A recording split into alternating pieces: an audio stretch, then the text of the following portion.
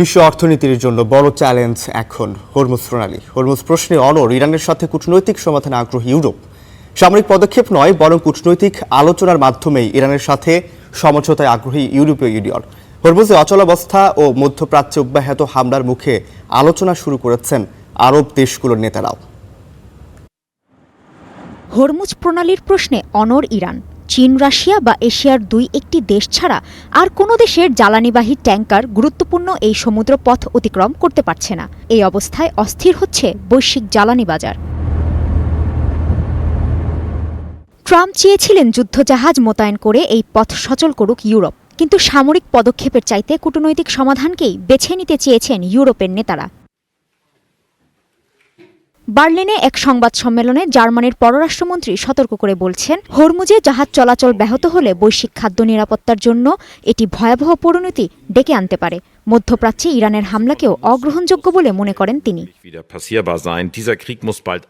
ইরানের নির্বিচার হামলা গ্রহণযোগ্য নয়। একটি কূটনৈতিক সমাধান খুঁজতে আমাদের একসাথে কাজ করতে হবে। মধ্যপ্রাচ্যের সংকট এখন আমাদের মনোযোগ দাবি করছে, তবে আমরা ইউক্রেনকেও ভুলে যেতে পারি না, কারণ তেল গ্যাসের উচ্চ দাম রাশিয়ার যুদ্ধ তহবিলকে সমৃদ্ধ করছে। হরমুজে শান্তি ফেরাতে পৃথক কোনো চুক্তি নয়, বরং স্থায়ী ও টেকসই সমাধানের পক্ষে গ্রিস। বিশ্ব নৌ পরিবহন খাতে গ্রিস একটি প্রভাবশালী শক্তি। তাদের নিয়ন্ত্রণে বিশ্বের অন্যতম বৃহৎ বাণিজ্যিক নৌবহর। হরমুজের ওপর নির্ভরশীল দেশটি অর্থনীতির একটি বড় অংশ। আমাদের জন্য দরকার আমাদের নাবিকদের নিরাপত্তা, যেমন সেখানে থাকা গ্রিক জাহাজগুলো এখন ওই অঞ্চলে আটকে রয়েছে। আমরা সব পক্ষকে, বিশেষ করে ইরানকে আহ্বান জানাই যেন তারা মুক্ত নৌ চলাচল নিশ্চিত করে।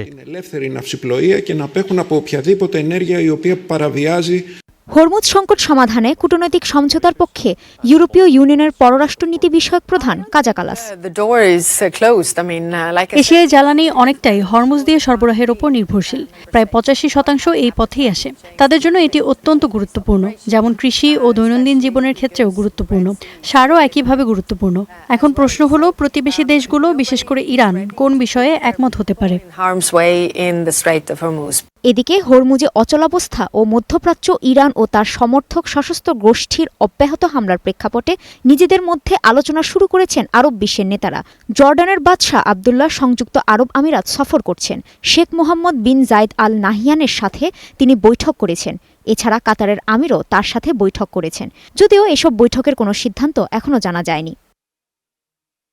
কাজী শাহরিন, স্টার নিউজ।